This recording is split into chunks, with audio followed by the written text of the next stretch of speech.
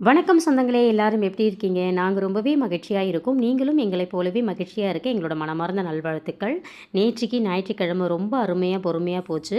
மறுநாள் திங்கட்கிழமை வர்ஷா குட்டிக்கு லஞ்ச் கட்டணும். ஏன்னா மார்னிங் ஷிஃப்ட் அவங்களுக்கு.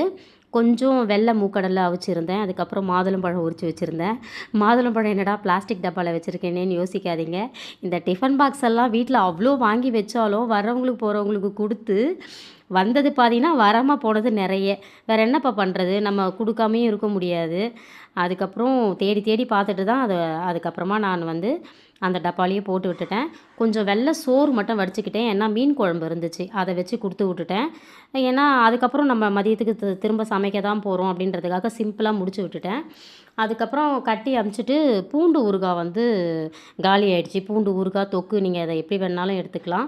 அது வந்து நம்ம சந்தையில ரொம்பவே நல்லா போகும். ஏன்னா நம்ம மரச்செக்கு நல்லெண்ணெய், கடலெண்ணெய் வச்சு பண்ணி குடுத்துருக்கோம்.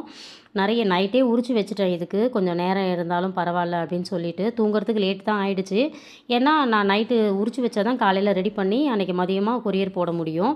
முதல்ல பூண்ட நல்லா வதக்கிட்டு, அதுக்கப்புறமா அதுக்கு தேவையான புளி இதெல்லாம் வச்சு, அது ஒரு தொக்கு ரொம்ப ரொம்ப ரொம்ப அருமையா இருக்கும். எப்படி இருக்கு பாருங்க. இத நீங்க சோறுலயும் போட்டு நீங்க சாப்பிடலாம்.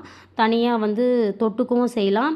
இட்லி, தோசை, சப்பாத்தி இது எல்லாத்துக்குமே ரொம்ப ரொம்ப ரொம்ப சூப்பரா இருக்கும். நம்ம சந்தையில இது கிடைக்கும். எல்லா வேலையும் முடிச்சுட்டு, அழகா நானும் ரெடி ஆயிட்டேன். வாழ்க வளத்துடன்!